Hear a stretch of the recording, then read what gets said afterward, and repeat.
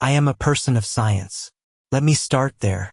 I believe in the palpable, the measurable, the data points that plot a line from cause to effect. I believe in the systolic and diastolic rhythm of a heart, the predictable chemistry of a vaccination, the cold, hard reality of a blood panel. I do not believe in ghosts. I do not believe in cryptids. And I certainly, until June of 2018, did not believe in the kind of conspiracies that people whisper about on late-night AM radio shows while driving trucks across the desert. But belief is a fragile thing. It's a structure we build to keep the chaos out. And when you are standing in a dense, humid forest, 40 miles from the nearest cell tower, looking at a child whose anatomy defies every textbook you studied in nursing school, that structure does not just crack. It dissolves. They say trauma is a thief of time. I can tell you exactly what the temperature was. 89 degrees with 92% humidity. I can tell you the brand of the water bottle I was clutching. A warm Deer Park plastic bottle that crinkled in my grip. I can tell you the smell. Not just pine, but something sweeter, metallic, like copper pennies left in the sun. What I found in those mountains was not supernatural. It was something far worse. It was human. And that is why, 3 years later, I still sleep with the lights on and a loaded Glock 19 in my nightstand. The assignment was supposed to be routine. That's the word my supervisor, Karen, had used. Routine. A word that feels like a trap in retrospect. I was working for the Appalachian Mobile Health Initiative. It was a grant-funded program designed to plug the holes in the American healthcare system, specifically for the hauler communities, families living in the deep creases of the Cumberland Plateau, places where the roads turn to dirt, then to gravel, and finally to mud. It was June 14, 2018. I was driving the program S-Van, a 2015 Ford Transit Connect that had seen better days. The suspension was shot, meaning I felt every single limestone rock and pothole as I navigated up the switchbacks near the Virginia border. The air conditioning had given up the ghost about an hour ago, blowing nothing but lukewarm, dusty air into the cab. I remember looking at the passenger seat. My life was cluttered there. A crumpled bag from a drive through breakfast heartiness, a half-eaten sausage biscuit that had gone cold and greasy, my clipboard with the patient intake forms, and the map. We did not use GPS up there. The satellite signal in southeastern Kentucky is a joke. The mountains swallow the signal whole.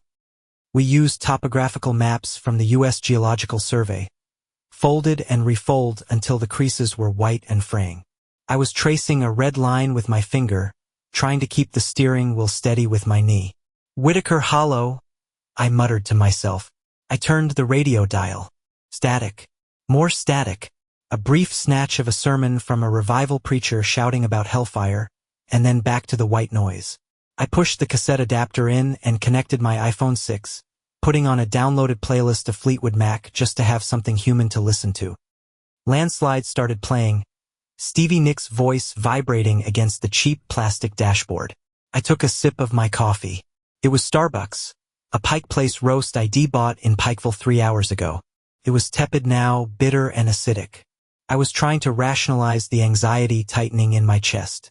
It was just the drive, I told myself. It was the isolation. I'd been doing this for a year.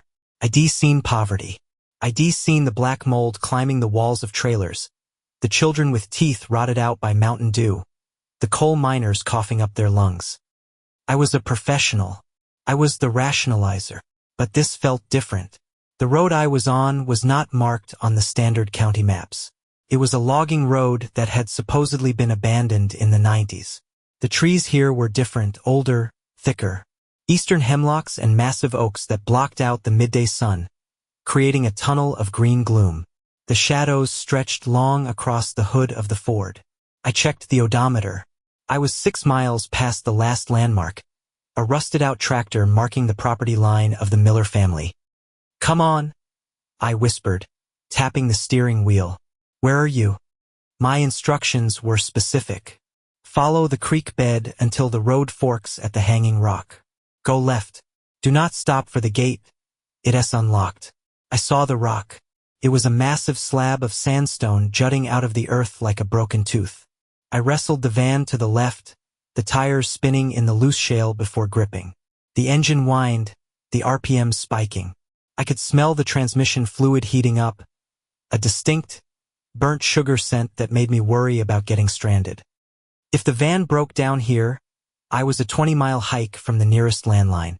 I crested the ridge, and there it was, Whitaker Hollow. It was not what I expected. Usually, these remote hollers are chaotic. Trailers propped up on cinder blocks, rusted cars in the yard, piles of scrap metal. This place was precise. There were 15 houses, arranged in a rough semicircle around a central clearing. They were timber-framed, weather-beaten to a silver gray, but they were straight. The roofs were tin, free of rust. There were gardens, meticulously weeded, with rows of corn and beans standing at attention. I killed the engine. The silence that followed was heavy. It was not the peaceful quiet of nature. It was a vacuum. I stepped out of the van, my boots crunching on the gravel. I waited for the dogs. In Appalachia, you are always greeted by dogs. Hounds, curs, mutts barking their heads off. There were no dogs. There were no birds. Just the sound of the wind moving through the high canopy, sounding like a distant ocean. The humidity hit me like a physical blow, sticking my scrubs to my back instantly. I reached into the back of the van and grabbed my heavy equipment case, a Pelican 1510 protector case loaded with diagnostic tools. I slung my stethoscope, a burgundy 3M Littman Cardiology 4, around my neck. It was a comfort object, a symbol of my authority and my science. I walked toward the center of the clearing. "Hello," I called out. "Mobile health clinic." My voice sounded flat, absorbed instantly by the trees. A screen door creaked open on the largest house. Then another. And another. People stepped out onto the porches. They did not rush. They did not wave. They just stood there. There were about 20 adults, ranging from their 30s to their 60s. They were dressed simply, work shirts, denim, homemade dresses. But it was their stillness that triggered the hairs on the back of my neck. They watched me with a collective intensity that felt less like curiosity and more like recognition, or perhaps assessment. A woman stepped off the porch of the main house. She looked to be in her 50s, her hair a steel gray braid down her back. She wore a faded floral dress and heavy work boots. She walked toward me, her gait steady, her eyes locked on mine. "You relate," she said. Her voice was devoid of the thick accent I was used to in this region. It was crisp, almost clinical. "I apologize," I said, putting on my best friendly nurse smile. The road was a bit rougher than I expected. "I'm Sarah. From the clinic program?" "I know who you are," she said. She stopped 5 feet from me. She smelled of lye soap and something else. Formaldehyde? No, that could not be right. "I am Sarah Whitaker. You can set up on the porch." She did not offer a hand to shake. She turned and gestured to the group. "Bring the children," she commanded. That was the first red flag. Usually parents hover. They ask questions. "Is it free? Will it hurt? Do you have pain pills?" Sarah Whitaker did not ask anything. She treated my arrival not as a service, but as a transaction she wanted over with as quickly as possible. I hauled my gear onto the wide porch of the main house. The wood was smooth, worn down by generations of feet. I set up my station. The Welch-Allen diagnostic set, the blood pressure cuff, the scale, the box of vaccines kept cool in the Coleman cooler with ice packs. I unzipped the Pelican case and laid out my charts. I took a swig of water, trying to wash the metallic taste out of my mouth. "Es fine," I told myself. They just insular. They religious. They do not like outsiders. Just do the job, give the shots, and get back to the paved road. Then the first child came up the steps. He was a boy, maybe 8 years old. He was wearing a clean, button-down shirt tucked into jeans. He held his mother's hand, a woman who looked strikingly similar to Sarah Whitaker. "Hi there," I said, softening my voice. "What's your name?" "Caleb," the boy said. "Nice to meet you, Caleb. I'm just going to listen to your heart and look in your ears. It would not hurt a bit." I lifted him onto the portable exam table. He was light, but dense. His muscle tone was rigid. I put the stethoscope ears in and placed the diaphragm against his chest. Lube-dub, lube-dub, lube-dub. Strong. Slow. Almost too slow for an 8-year-old. Bradycardic, but he showed no signs of distress. I moved the stethoscope to his back to listen to his lungs. Deep breath for me, Caleb. He inhaled. And that S when I saw it. His ears.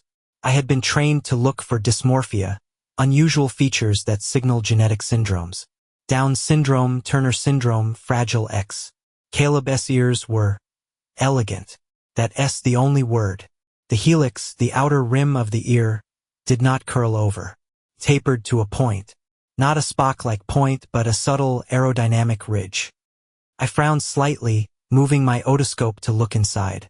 The canal was wider than normal. The tympanic membrane, the eardrum, was not the pearly gray I was used to. It was thicker, more opaque. Has he had any ear infections? I asked the mother. No, she said. Never. Okay. I marked it on the chart. Bilateral ear anomaly. Asymptomatic. I moved to his abdomen. Lie back for me, buddy. I pressed my fingers into his stomach, palpating for the liver and spleen. This is standard. You start at the right lower quadrant and move up. My fingers sank into his soft tissue. I felt the edge of the liver, but it was wrong. The liver is supposed to be tucked under the ribcage on the right side. I felt the mass of it, firm and smooth, but it extended across the midline.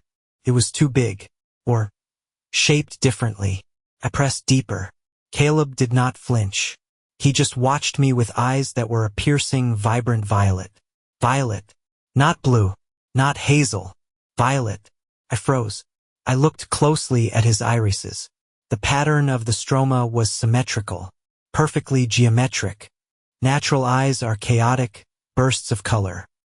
This looked like a kaleidoscope frozen in place. Mrs. Whitaker, I said, trying to keep my voice steady. Has a doctor ever looked at Caleb's liver? He is healthy, the mother said sharply. She reached out and pulled Caleb's shirt down. I am not saying he is not, I said, backing off. The anatomy feels a little unique. And his eyes. His eyes are his father's, she said. It was a rehearsed line. I could hear the wall slamming down. Okay, I said. Let S do the vaccination. MMR and tetanus. I prepped the needle. Caleb did not look away. Most kids squeeze their eyes shut. Caleb watched the needle enter his deltoid muscle. He did not blink. He did not cry. He did not even bleed when I withdrew the needle. The puncture wound seemed to seal itself almost instantly, leaving only a tiny pink dot. My hands were shaking slightly as I put the Band-Aid on. Rationalize it, my brain screamed. High coagulation factor, rare eye pigmentation, hepatomegaly, S rare but possible. Next, Sarah Whitaker called from the yard. The next child was a girl, 12. Same violet eyes. Same tapered ears. The next was a boy, 6. Same eyes. Same ears. By the fourth child, the rational part of my brain, the part that believed in coincidence, was dying. I was examining a 10-year-old named Jacob. I asked him to open his mouth to check his tonsils. Ah, he said. I shined my penlight into his throat. I dropped the penlight.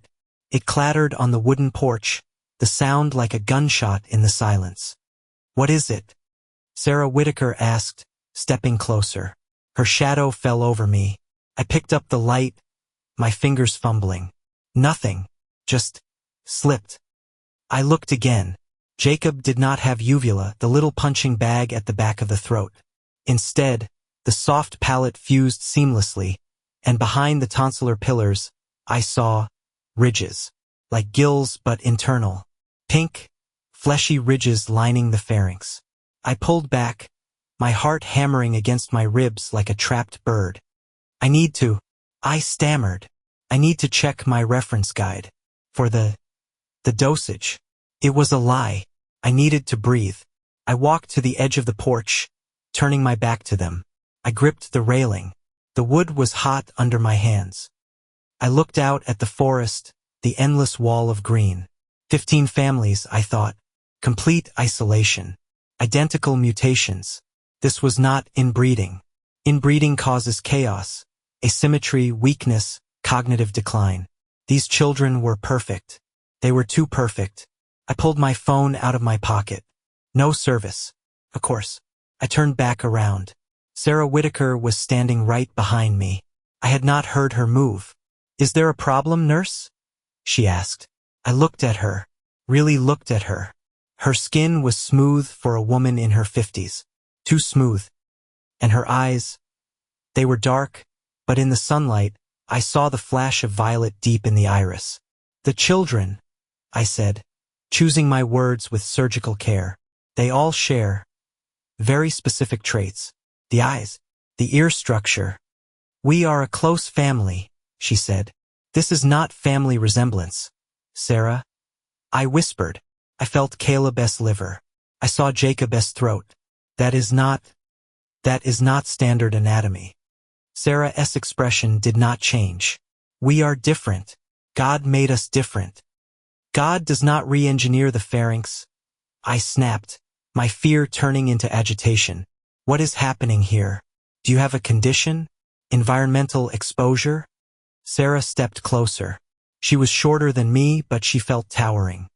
"You are here to give vaccines," she said softly. "You are not here to study us. We are not rats in a maze. We are not slides under a microscope. Not anymore. Not anymore." The words hung in the humid air.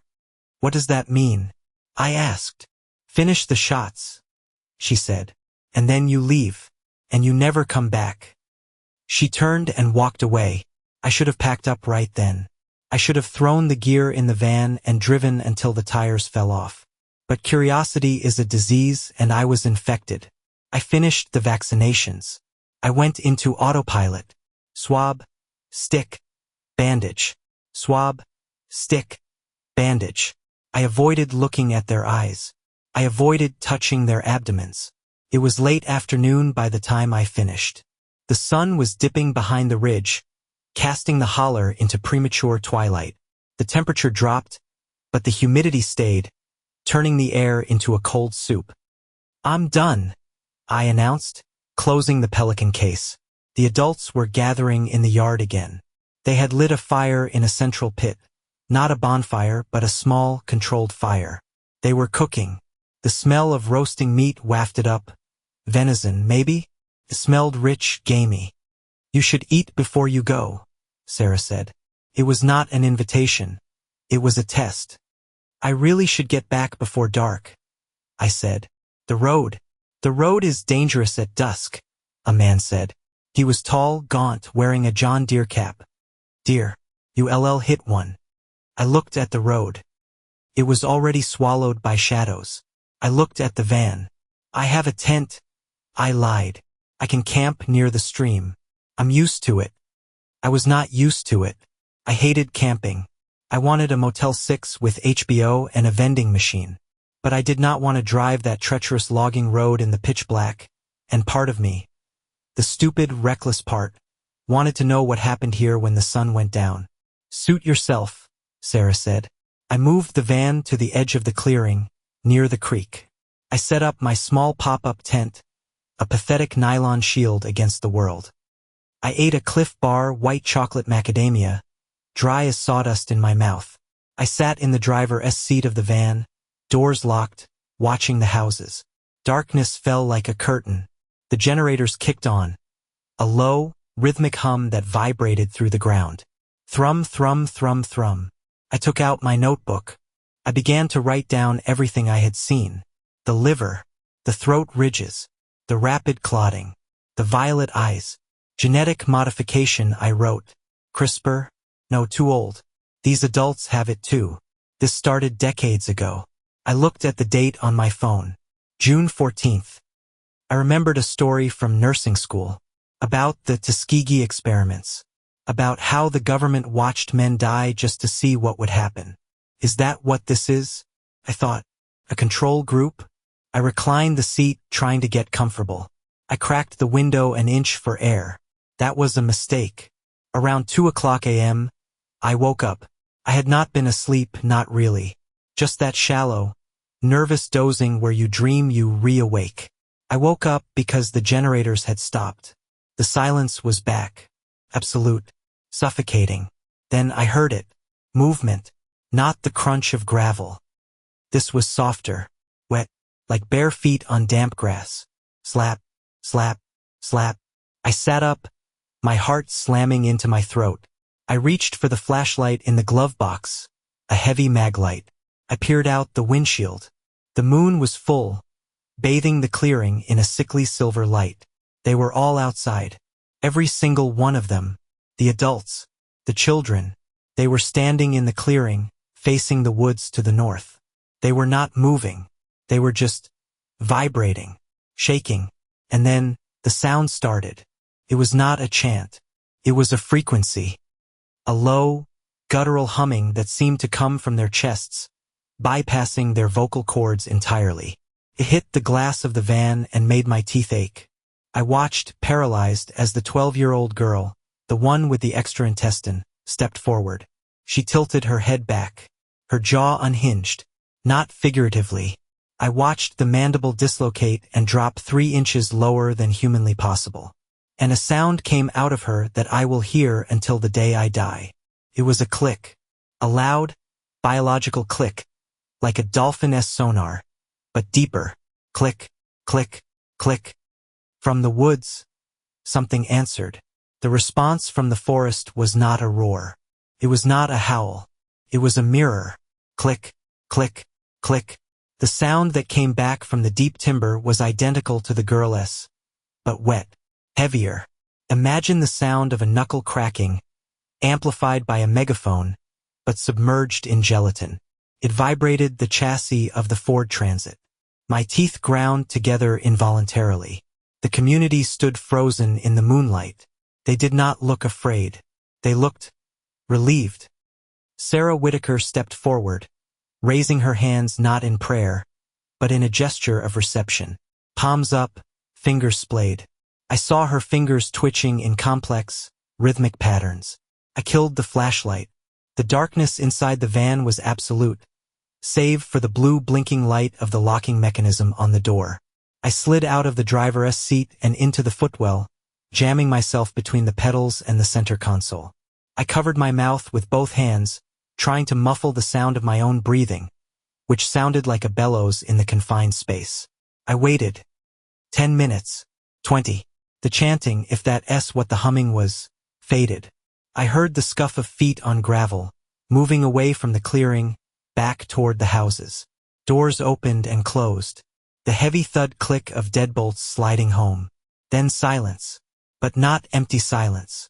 Occupied silence. I risked it. I pulled myself up just enough to peek over the dashboard. The clearing was empty. The moon hung high and indifferent over the tree line. The fire had died down to glowing embers, casting a faint, demonic red glow on the grass. They re-gone, I told myself. Just sleep. Wait for the sun. Leave at first light. I reached for my water bottle.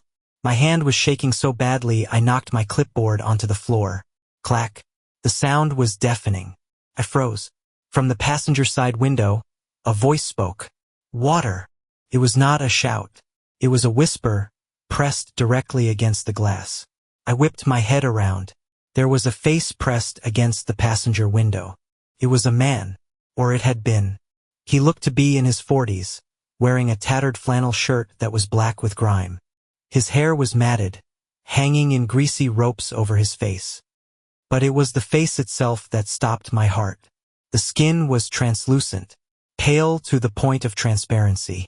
I could see the dark, blue roadmap of veins pulsing at his temple. I could see the shape of the zygomatic arch, the cheekbone sharp enough to cut paper. And his eyes. They were violet, but they were clouded with cataracts, milky and blind. Water, he croaked again. His lips did not move right. They were too tight against his teeth. My nursing brain, that stupid, rational, compartmentalizing machine, kicked in. Dehydration, malnutrition, possible exposure. Who are you? I asked through the glass. My voice was a trembling squeak. Help, he said. He raised a hand and placed it on the glass. The fingers. There were 6. Not a small, vestigial nub like you sometimes see in polydactyly. A fully formed, functional 6th finger, positioned between the ring and pinky finger. The nails were yellow, thick, and curved like talons. I say not open the door. I stammered. I'm sorry. I say not.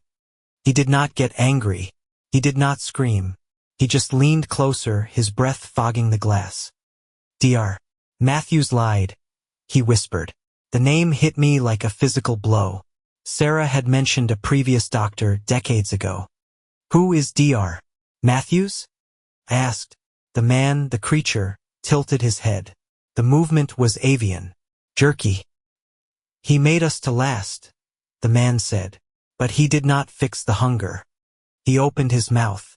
I recoiled, slamming my back against the driver's side door. His teeth were filed. No, not filed. Grown. They were serrated, interlocking like the teeth of a shark. And behind them, the soft palate was gone. I was looking directly into a cavernous, red throat that seemed to have no end. He did not attack. He just looked at me with those milky, dead eyes. Do not let them take the blood, he hissed. The blood is the key. Then, from the woods, the clicking started again. Louder, closer. The man at the window flinched.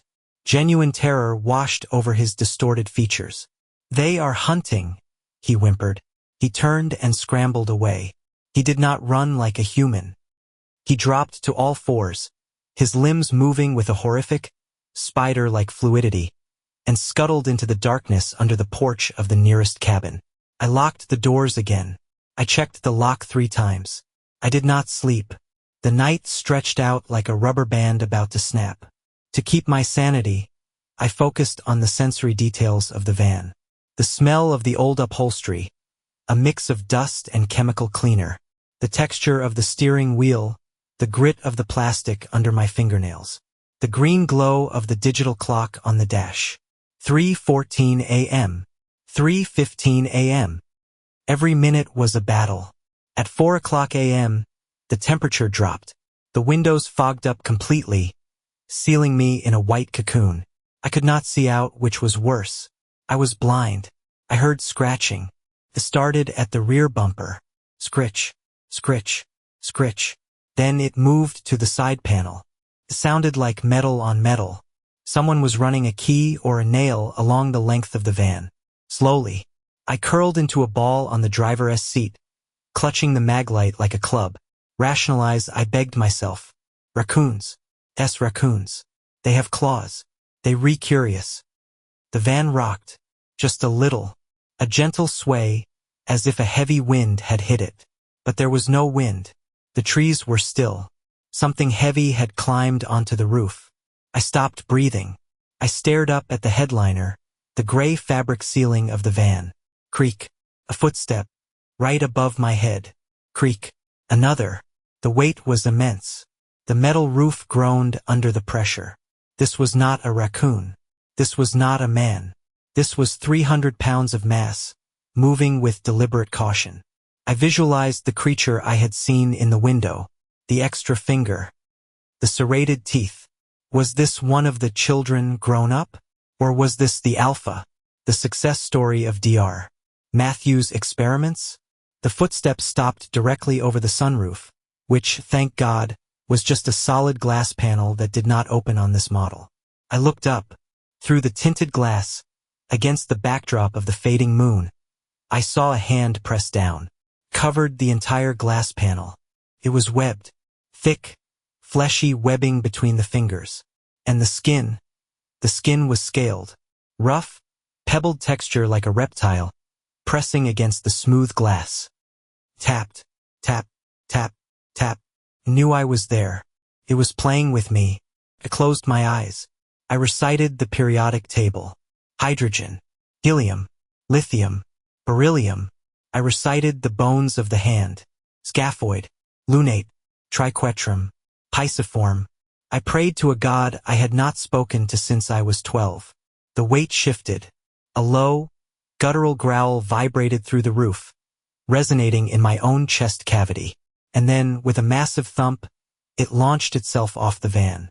I felt the suspension bounce violently. I heard the heavy, wet slapping of feet running toward the creek. Then silence returned. But it was the gray silence of dawn. The sun did not rise. It just bled into the sky, a sickly, pale yellow light that burned through the mist. I waited until the digital clock read 6:30 a.m. I sat up. My body was a wreck. My neck was locked in a spasm of tension. My bladder was screaming. My mouth tasted like copper and bile. I wiped the condensation off the driver's window. The clearing was empty. Smoke rose lazily from the chimney of Sarah Whitaker's house. A rooster crowed.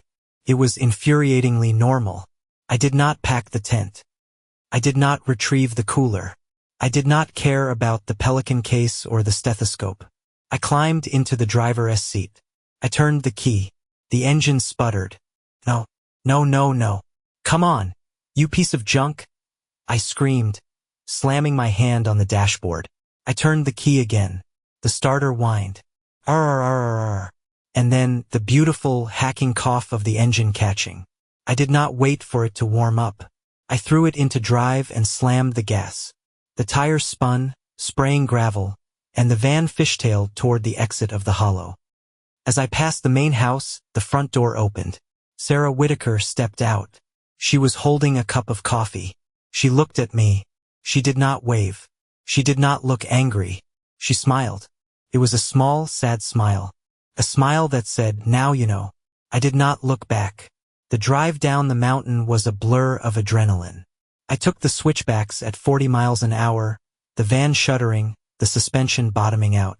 I nearly went off the edge twice. I did not care. I did not stop until I hit the paved road of Route 119. I pulled into a Shell station in Pikeville. I sat there for 20 minutes, gripping the steering wheel, just watching normal people pump gas. A guy in a welding uniform buying a Monster energy drink. A mom yelling at her kids in a minivan. I walked into the bathroom. I locked the door. I looked in the mirror. My eyes were bloodshot. There was a bruise on my cheek where I had pressed it against the doorframe. I washed my face with cold water and the gritty pink soap that smells like industrial almonds. I walked back out to the van. I walked around to the passenger side. There, on the glass, were the prints. Greasy, smeary handprints. But they were not human. The oils from the skin had left a perfect residue. 6 fingers. And on the roof, I climbed up on the rear bumper to look. The metal was dented, caved in the shape of 2 massive feet. And in the center of the dent, trapped in a rivet, was a single scale. It was iridescent, shifting from green to violet in the sunlight. About the size of a quarter. I took a tissue from my pocket. I picked up the scale. Felt warm. I put it in an empty prescription bottle I had in my purse. I did not go back to the office. I called Karen and told her I was sick. Food poisoning. I went to the library at the University of Kentucky. I spent 3 days there. I searched for Dr. Matthews. Took me 48 hours, but I found him. Dr. Elias Matthews, a geneticist who had worked for the Walter Reed Army Institute of Research in the 1950s. He was dishonorably discharged in 1963 for unethical conduct regarding human trials. He disappeared from the public record in 1965. But I found a scan of a local newspaper from Wise County, Virginia, dated August 1967. A small article in the back pages. Local doctor offers free fertility clinic to mountain families. And then, a police report from 1989. A hunting accident. A hiker found mauled in the woods near the Kentucky-Virginia border.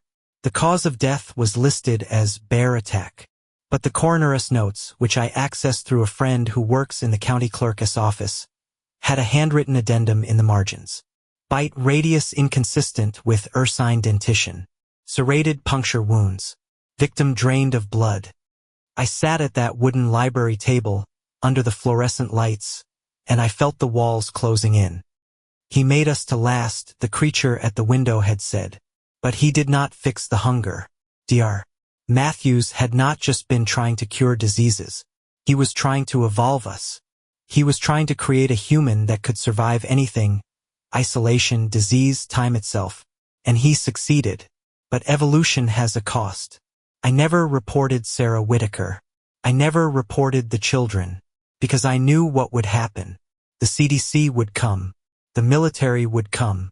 They would take those children and they would put them in cages, and they would finish what Matthew started.